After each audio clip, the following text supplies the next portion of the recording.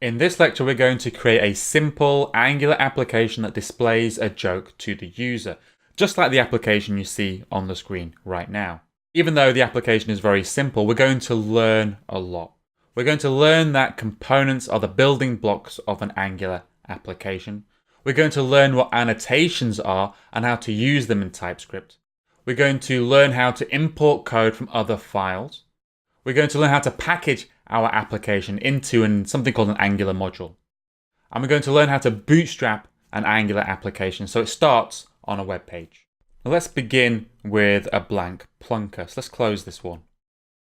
Let's open up the script.ts file and let's create a class called joke component.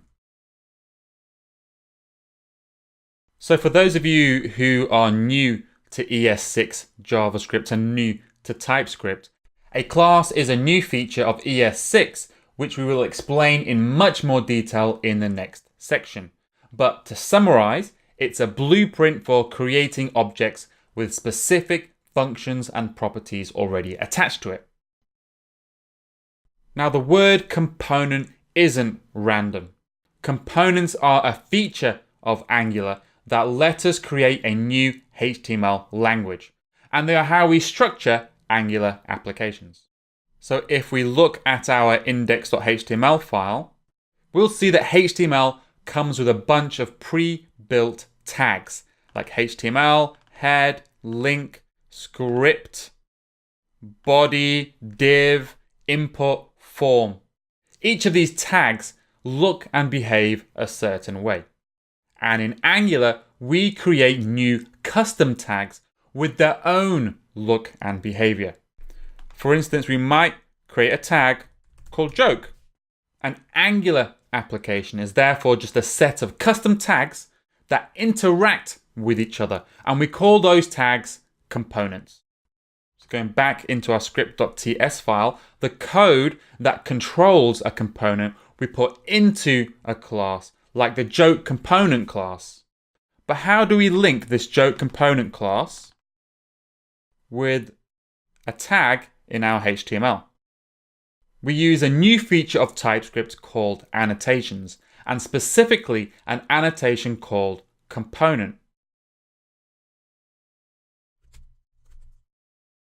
The @ component is an annotation.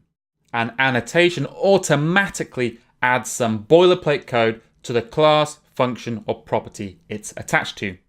You could write Angular without using annotations. You would just have to write the boilerplate code yourself.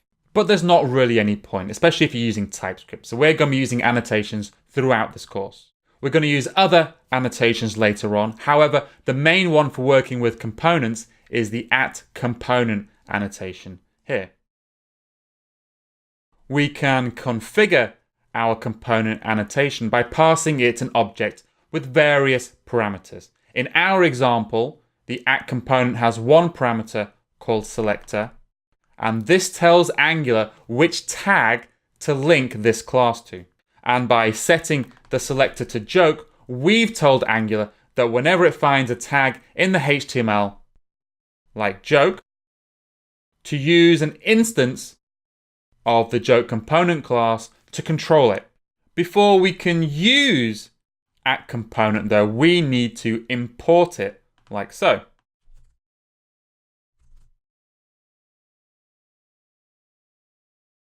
So this line is saying that we want to import the component code from the module Angular core. We leave it to System.js to figure out how to load the component code from Angular core, or even where Angular core is. We don't care. We're just telling the module loader which code we want and the name of the module we want to load it from. So this code here with the curly braces, this might not look like JavaScript, but it is. This is something called destructuring, and that's a feature of ES6 JavaScript, and again, more on that in the next section. So if you're coming from a language like Python or Java, you'll be used to the concept of imports. Basically, we are pulling in dependencies from another file and making it available in this file. Even though we've added the tag to our index.html file, so far this isn't doing much yet though. We want Angular to replace this joke tag with some HTML. To do that, we use another attribute of the component decorator called template.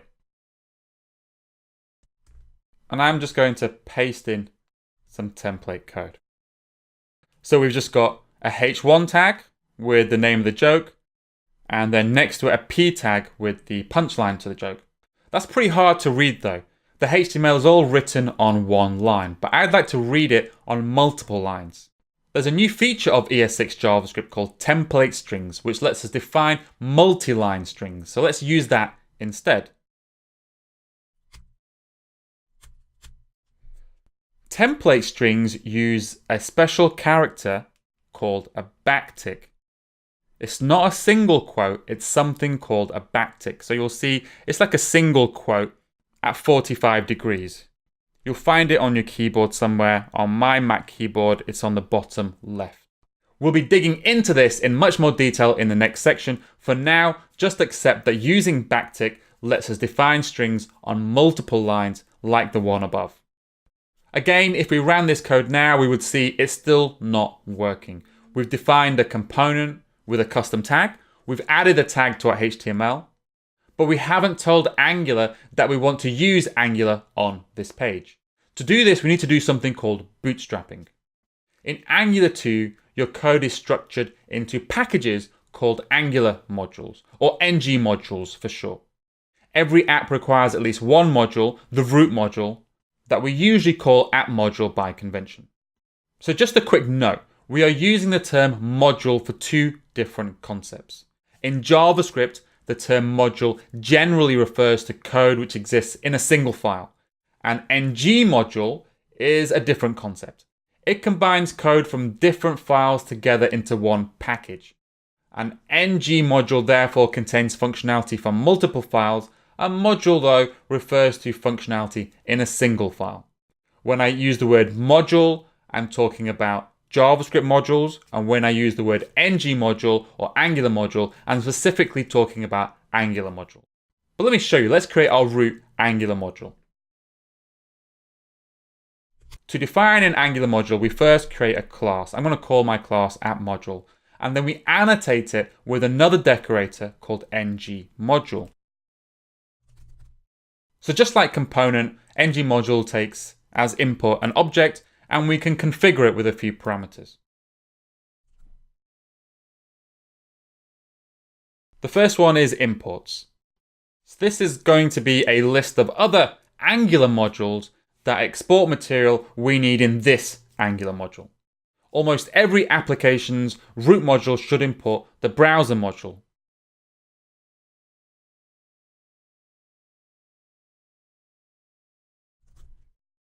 The declarations. This is the list of components or directives belonging to this Angular module. I'm going to add the joke component that we're creating in our application. And the bootstrap property identifies the root component that Angular should bootstrap when it starts the application. So browser module is another Angular module that contains all the needed Angular bits and pieces to run our application in the browser. So Angular itself is split into separate Angular modules, so we only ever need to import the ones we really use. Some other common modules you'll see in the future are the forms module, the router module, and the HTTP module. But we also need to remember to add imports for ng module and browser module. So we'll add them to the top of our file. So ng module actually comes from Angular core itself. So I could just type it in next to it like that, and that will import both of those bits of code from the Angular core package.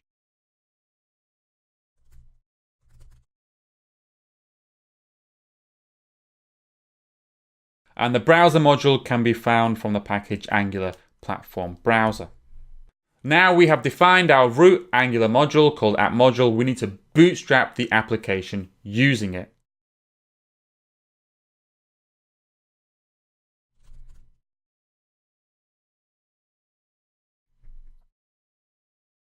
So we type platform browser dynamic bootstrap module, and then we pass the name of our module. And just like everything else in Angular, We haven't seen Platform Browser Dynamic before. It's available from another file, so we need to import it.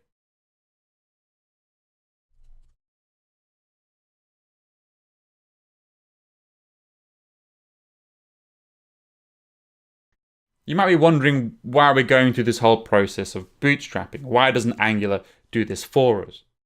That's because in Angular 2, bootstrapping is platform specific. In Angular 1, we assumed that Angular would only ever be run in a browser. Angular 2 makes no such assumption. We could be writing an Angular 2 code for a mobile device using a solution like Ionic or NativeScript. We could be loading up Angular on a Node server so we can render HTML for web crawlers that don't run JavaScript. Angular 2 isn't limited to only working in the browser, which is why we need to tell Angular exactly how we want it to bootstrap itself. In our case, we are running in the browser, so we use the Platform Browser Dynamic function to bootstrap our application. So an Angular application is architected as a tree of components, stemming from one root component. Your root component is the component you configured on your root ng module in the bootstrap property. So in our case, it's the joke component. By bootstrapping with joke component, we are saying that it's the root component for our application. In the template for our joke component, we could add tags for other components. So in here, we could add tags for other child components. And those components could add tags for other child components, and so on and so on. However, in our index.html file, we would never see anything other than the tag for our root component. So we would only ever see one tag in here. And the tag that we'll see is the joke tag, because that's the tag for our root component. So now if we run our application, we should see it running on the right-hand side preview pane. If it doesn't work for you, like it's obviously not working for me, the thing to do is to open up the developer tools and check the console. So we have some errors in our console. What happens is when the Plunker loads, it tries to convert the TypeScript into JavaScript in the browser. That's this yellow line above. This is saying that TypeScript is transpiling the code to JavaScript. So then the error lines below it are the errors from TypeScript. It's failed to convert it into JavaScript. And it's telling me the line number which it's having the problem with. So it's line 10 in script.js. And it's telling me it should be expecting a comma. So let's have a look at line 10 in our script.js file. Oh, I've ended the string with a semicolon. It actually doesn't need a semicolon there at all because it's part of a map. So now, let me keep this open at the bottom here, clear it. And now let's stop and rerun. Okay, now everything's run correctly and we can see our application running in the preview pane. So if you ever have a problem or things aren't happening as expected in Plunker, make sure to open up the console and make sure to look at any errors and see if there's any errors that are being printed out, and then resolve those errors. So in summary, a component is the building block of an Angular application. It lets us create a new HTML language of custom tags and link them with JavaScript classes which describe the behavior of that tag. An application is composed of a tree of such components, glued together, all descending from one root component. And we package together related components and supporting code into something called an Angular module, which we use to bootstrap Angular onto a web page. So congratulations, we've created or started to create our first Angular application. We're going to continue with this application for the rest of this section. And in the next lecture, we're going to talk about a feature called string interpolation.